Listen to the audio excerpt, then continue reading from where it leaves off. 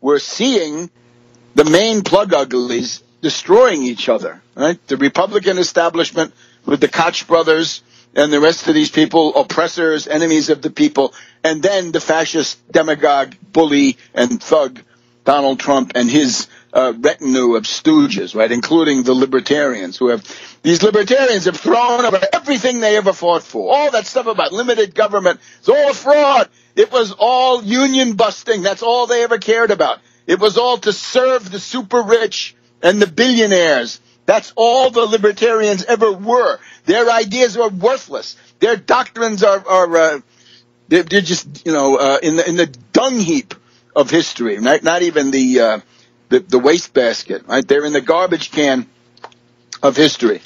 So what else do we have? In German, this is sometimes translated as the rejoicing third.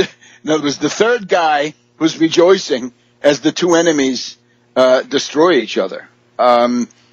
This is also, you can think of it as the tactic used by Cardinal Richelieu in the 30 Years' War, right? That the Austrians and the Protestants, the Swedes and so forth, that they would fight each other to the point where then the French could come in and conquer all the contending parties. So think of somebody like Richelieu, right? Think of a statesman capable of thinking. You look at this situation, you're not going to support Trump. He'd become a fascist. You're certainly not going to support the Koch brothers and the Republican National Committee. So what you've got to do is to promote the extinction, the disappearance of all of that. I guess some people just can't understand, right? They say, oh, well, if you're attacking Trump, that means you're for Romney. Or if you're attacking Romney, then you must be for Trump. No, we attack all of them. We wish to be rid of them. We wish to hurry them fast to their political doom. So now let's also think the benefits to the world from the extinction of the Republican Party. This is a really important thing. I do a weekly summary here from the United States for the Italian television service Pandora TV. And it's associated with our good friend Giulietto Chiesa, who is somebody who's got a glorious history in Italian journalism and left-wing politics, and he's also a cordially pro-Russian figure on the Italian scene, anti-NATO, and a very good friend. So I try to sum up what's happening, and my word this week is good news from America. For the first time in a long time, rejoice that the monsters, the plug uglies, the oppressors, the genocidalists of the Republican Party are getting weaker because they're wiping each other out. This is the idea. Now, what does that look like?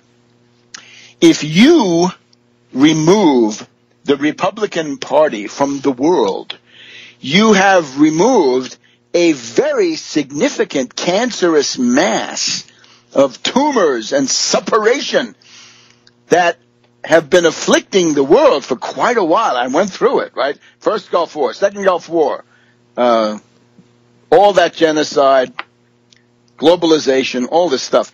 The Republicans. So if the Republican Party disappears, you push the world political axis to the left significantly. How many degrees? I don't know, 5 degrees, 10 degrees, 15 degrees. It's a very big deal. The United States is, of course, a very big deal. And the possibly dominant Republican Party is a very big deal. So if you can take that out of the entire algorithm, then what you get is a world which is more friendly to civilization, less barbarous, more progressive, less tormented by wars and depressions, and generally speaking, you've done something good for the whole of humanity, and we intend to do it. Back in a minute. Welcome back to World Crisis Radio. Webster Tarpley reporting here from Washington, D.C. Now, we need to talk about how the Republican Party is actually splitting apart, and the idea is, what's the end product, right? What's the end stage? What's the terminus ad quem where this whole thing is headed. Here would be my idea. The Republican Party is now likely to split into the two component parts that you more or less see. On the one hand, you would have a Trumpian Republican Party, maybe with Trump, but I would think if Trump doesn't get the presidency, he's going to be bored, drop out, and go back to his sybaritic, hedonistic lifestyle, right? His corruption in the penthouses of Manhattan. So one would be the Trumpian one. So this would be racist, xenophobic, reactionary. It would be a warmonger party, because Trump is, right? Remember this past week, Trump said he wants the no-fly zone over Syria. Think what that means. Maybe he's too stupid to know this, right, or too ill-informed. But to call for the no-fly zone over Syria, and I'm amazed. I see people who claim to be great supporters of Syria, and they're out there for Trump. Well, hell, you're supporting the no-fly zone. You're supporting the military attack on Syria, because that's what Trump stands for. And Putin was very badly informed on this, right? I don't know who told him this, right? Maybe Steven Seagal or somebody like this. Trump wants the no-fly zone. That means he wants to try to suppress the Syrian Air Force. That means he'd enter into conflict with the Russian Air Force. And voila, World War III, thanks to stupid, loudmouth Trump. So one party would be the Trumpian one. Racist, reactionary, warmonger, bigoted. It would be based on the ideas of Sam Francis, right? The theoretician for Pat Buchanan. This would be the Middle Americans. Except there would be no Americans at all in there. There'd be a bunch of racists, Ku Klux Klan, and the rest of it. There's also this guy, Roger Stone, who now emerges as an ideologue for Trump. So where would you find the Trumpian, racist, reactionary, bigoted Republican Party? Well, of course, in the South. It would be a regional party in the Deep South, right? Alabama, Mississippi, stuff like this. It would be, as I've said many times, it would be in the Intermountain West. It would be in the rural areas all over. And they could even have some support in Western Maryland or upstate New York or places like this. What else can we say about this group? This would be Republican Party 1, so to speak, right? Number one. And who would support them, right? They would get they would appeal to people in the backwaters, backward people, socially backward, people undergoing status panic, people concerned about foreign competition, miscegenation, all of this stuff. They would get the KKK vote, the racists, the bigots, and all the rest of this stuff. So that would be one Republican Party. The other one would be, quite possibly, a liberal Republican Party. In other words, what you'd be doing is you'd be taking the social bigot, social reactionary part of the Republican Party, you'd be pulling that out, and then you'd be pulling out the warmonger neocon group, which would also go together with the Wall Street plutocratic group. So you'd be cutting. It's like a breakup, right? Breaking up a company and then selling the pieces. That would be what the Republicans would undergo. So the second one would be, I think, an openly Wall Street, or more or less openly, Wall Street and neocon party. So the legions of greed and the warmongers would be together, and the social reactionaries would be in the other one, the Sam Francis Trumpian one. So the liberal Republicans might do well. They might make a certain comeback in New England. I don't even know, though, because a lot of this stuff, maybe Rhode Island. It's very hard to see where they would get anywhere. Maybe in Delaware. Maybe in the Pacific Northwest.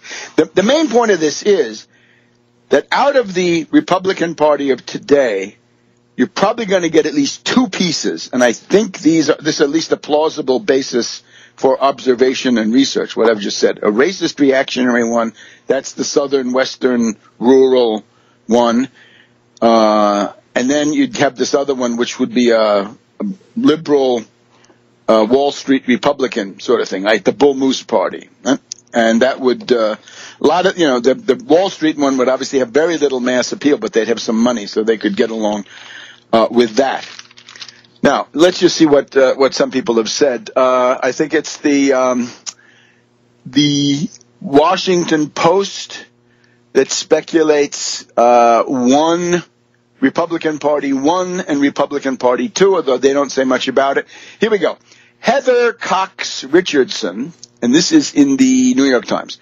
Heather Cox, you can find this, by the way, in the daily briefing that you should subscribe to, right? Go immediately to tarpley.net and subscribe for free to a daily briefing, which is going to come into your inbox in the middle of the night, right? Generally between midnight, 1, 2 a.m. at the latest. Out it goes to the world, and that stuff is up to date, right? Au jour le jour, same day news cycle, right? In the midst of the news cycle. So Heather Cox Richardson, a Boston College professor and the author of A New History of the Republican Party, predicts a violent rupture that cleaves the party in two. And here we would get, first of all, I'm quoting her now, a hardline conservatism, as embodied by Pat Buchanan, Newt Gingrich, and Mr. Trump. Now, I think this charming lady, this distinguished Professor Richardson, I think the categories are all mixed up. First of all, this would not be conservatism. This would be reactionary, proto-fascist, fascist, racist, right-wing extremism, right-wing radicalism, but not conservatism, unless you're talking about the conservatism of the Confederate States of America, which, again, would point, I think, in the right direction. So, Pat Buchanan, right, the middle American, the bigot, right? This is somebody who's, he's got the story of the Irish in America in his head, and he somehow wants to inflict all of those abuses that were visited on the Irish. He wants to visit those on others. Notice also, Pat Buchanan, Confederate. He talks about his ancestors in the time of the Civil War supporting the slavocrat, slaveholding, treasonous Confederacy. Yeah, that's Pat Buchanan. Newt Gingrich, I don't know where she gets Newt Gingrich. Newt Gingrich is pretty much a liberal Republican when you get right down to it, right? So his revolution, right? Newt Gingrich is revolutionary. This is a joke. And Trump, okay? So that would be number one. And then an old-fashioned, the second party, according to Professor Richardson of Boston College, a second party which would be an old-fashioned strain of moderate republicanism, I would say liberal republicanism, pro-banker republicanism, which recalls Theodore Roosevelt, a creature of the House of Morgan, as we know, Dwight Eisenhower, the chairman of the board, as they called him, right? He wouldn't restrain Patton. He wouldn't restrain Montgomery. He tried to balance all this, and if there, a little bit more gasoline for the German forces at the Battle of the Bulge, then Eisenhower's military record. Gotcha. And Nelson Rockefeller, and that gives it all away.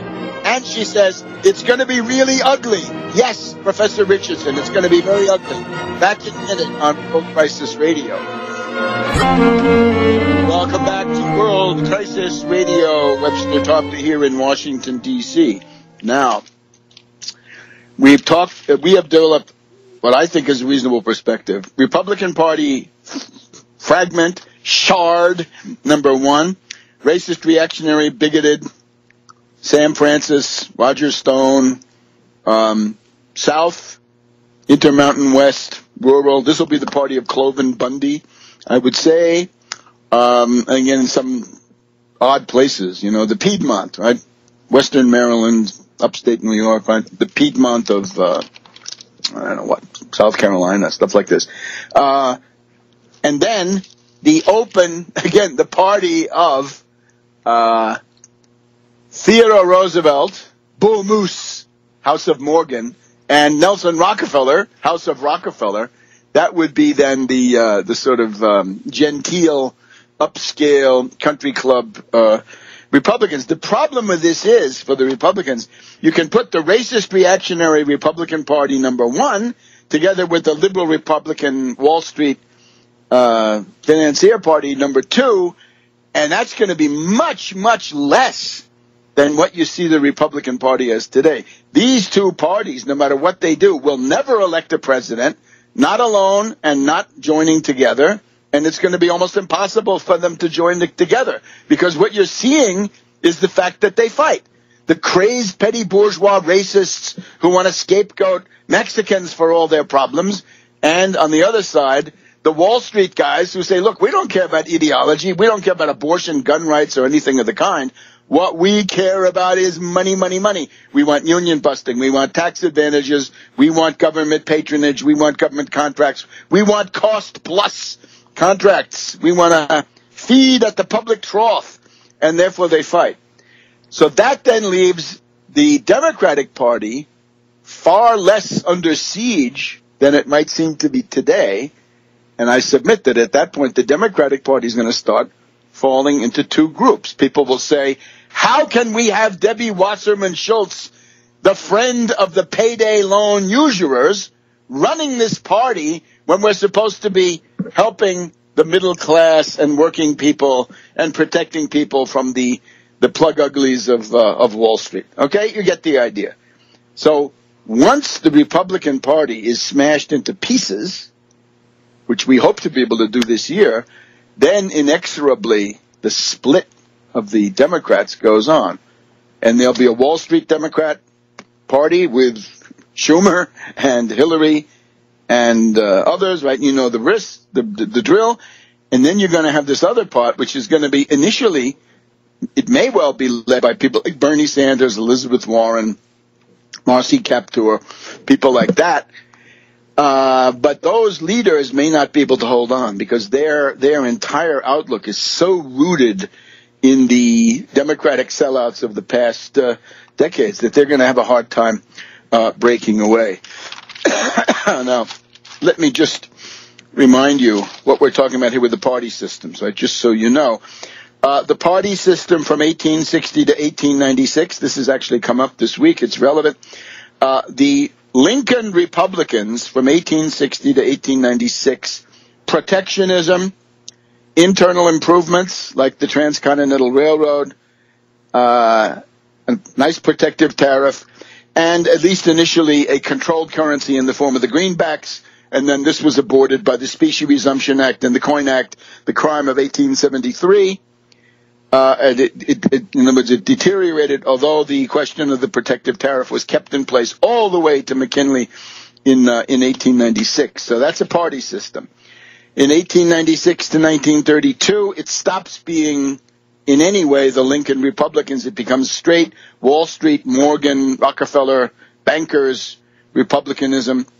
And that brings us then such figures as Calvin Coolidge, who's a villain, and Herbert Hoover, who's also a villain, although maybe a little bit less than Calvin Coolidge. And that gets us up to 1932. Now, the great one, the greatest progress we've ever had, and in some ways the most effective form of human social organization ever developed, is the New Deal of 1932 to 1968. And that's the bank account that we're living on today in terms of infrastructure, in terms of education and social progress, and so forth. From 1968 to 2008, we had the Republican Southern strategy, right? The dominance of reactionaries, of Nixon, of Reagan, of Bush the Elder, and so forth. And this was by and large a disaster.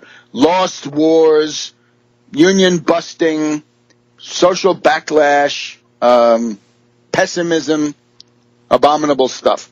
So now, after 2008 with Obama, we're living in this ragged kind of transition. Notice that the extinction of parties is often closely associated with these transitions. For example, in the 1850s, that was a system where you had the Jacksonian Democrats, right, anti-national, anti-bank, subversives, controlled by the British in many cases, And then you had on the other side the Whigs. And the problem with the Whigs is the Whigs were simply not coherent. The Whigs were anybody who didn't like King Andrew. And that was a lot of people. But they couldn't agree on anything else, despite the best efforts of a heroic figure like Henry Clay. And we should admire Henry Clay. Abraham Lincoln certainly did, right? Abraham Lincoln often said, I couldn't be where I am today without the ideas of Henry Clay. Henry Clay invented the American system, the protective tariff, the internal improvements, and other forms of national progress. A bank, the Bank of the United States, right, for public credit creation for job creation. That would have been a Hamiltonian Bank of the United States, not a central bank in any way. So you have to understand, we are now attempting to complete the transition. The transition in the 1850s, you had to see the Whig Party disappear during the candidacy of Winfield Scott. And ironically, this was over the issue of immigration, that General Scott made overtures to the Irish vote, and the others freaked out, the nativists. And then you had the Know-Nothing Party. Donald Trump is a know-nothing, right? You ask him, hey, Donald, what do you know about the Ku Klux Klan? And he'll say, I don't know anything. I know nothing. I know nothing. It's amazing to see. It's uncanny. He doesn't know it, but he does it. He's reflecting all of these historical facts, which I don't think he's aware of, that his know-nothingism is exactly what you had in the 1850s. Anyway, you also had the Free Soil Party that came along. So out of that relatively chaotic situation, you have the birth of the Republican Party, which for at least, the first years under Lincoln was about the best you could find anywhere in the world. So we are trying to promote historical progress in that way. Now we got to get a little bit more detailed on how it's going to benefit the world. Welcome back to World Crisis Radio. It's the 5th of March. Now, we went through the various party systems. This is also germane to the arguments coming from Trumpians, in particular this character Jeffrey Lord. I think you see him on CNN with Van Jones, a sort of fake leftist, but who actually had one of his better appearances. In other words, the Ku Klux Klan. Is the Ku Klux Klan leftist? Are we nuts? I've heard Limbaugh in the past say that Hitler was a leftist because it says socialist, right? This is the stupidest nominalism. No historian, nobody who's ever opened a book about Nazi Germany would ever say that Hitler was a leftist, right? There were communists and there were social democrats and there were a few others, right? There was even the German Democratic Party of some kind of, center. But Hitler is an extreme right-winger, my God. But the point is, when you go way out on the right wing, you don't just get more and more conservative. You kick over into fascism. That's the way to do it. And the way you do it is you go from being a sort of sedate parliamentary right-wing oppressor to being a violent, terroristic Sturmabteilung with stormtroopers and squadristi and all the rest. So, this Jeff Lord, right? So he says the Ku Klux Klan was the arm of the Democratic Party. Sure, because in the 1860 to 1896 and the 1896 to 1932 and all the way into the 1968, the Democrats were the bad guys, right? Up until 1932. Sorry, I got a little confused, but up until 1932, the Democrats are the bad guys, and in the South, they continue to be the bad guys. And what you see in 1968 is the parties flip, that the Democrats lose whatever superiority they had with somebody like Carter, and the Republicans therefore take over. So you can't say that the Ku Klux Klan is a left-wing organization any more than you can say that Hitler is. But these people will do it. Now, we've gone through the two Republican parties. Now, here's the idea. If the evil forces of the Republican Party are split and played one against the other, how would that help the world political situation? In other words, I say we're interested in pushing the world political axis significantly to the left through the demise, the extinction of the Republican Party. How would this work itself out. We'd like to move it several degrees. So we're talking about moving left, moving towards civilization, abandoning barbarism and savagery. We want to see social and economic and intellectual progress. We want to see optimism, because remember, right-wing ideology based on despair, as in the case of Trump. We're not winning anymore. We're not winning anymore. Despair. Hitler appealed constantly to despair, right? Trump is our last hope. Well, that was Hitler in 1932.